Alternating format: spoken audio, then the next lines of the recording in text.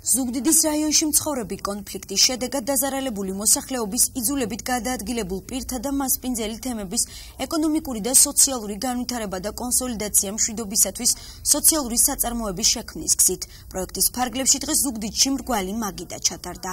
შეხვედრა გერმანული ორგანიზაცია სამარიტელ მუშაკთა კავშირი და იძულებით გადაადგილებულ ქალთა ასოციაცია თანხმობის ერთობლივი ორგანიზებით შედგა. Ჩვენს ვფიქრობთ, რომ მსგავსი სახის პროექტები ძალიან მნიშვნელოვანია არა მარტო ზუგდიდისთვის, არამედ სრულიად საქართველოსთვის. მიმაჩნია, რომ პროექტის განსახორციელებლად აუცილებელია მეტი აქტიურობა არასამთავრობო ორგანიზაციებისგან. მრგვალი მაგიდა ითვალისწინებს ამ პროექტის შუალედური შედეგების განხილვას ადგილობრივ ხელისუფლებასთან და ექსპერტებთან ერთად. პროექტის მიზანია ხელი შეუწყოს კონფლიქტით დაზარალებული მოსახლეობის სოციალურ მომსახურეობას და ეკონომიკური მდგომარეობის გაუმჯობესებას.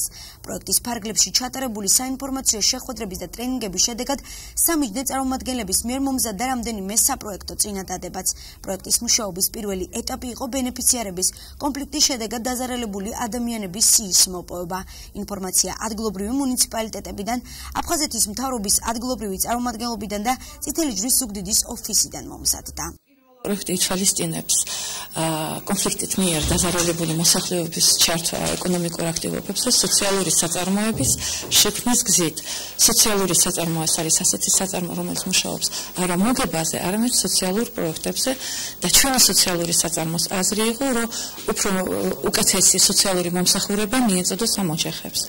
ამიტომ ჩატარებული იყო საინფორმაციო შეხვედრები იმ თემებში, რომელიც დაზარალდა კონფლიქტის დროს და მერე ჩატარდა ტრენინგები სოციალურ საწარმოებზე, რა არის სოციალური საწარმო და როგორ ადამიანებს შეუძლია ასეთ პროგრამაში ჩართვა. პროექტი დაფინანსებულია ცივიკის პროგრამის ფარგლებში გერმანიის საგარეო საქმეთა სამინისტროს მიერ.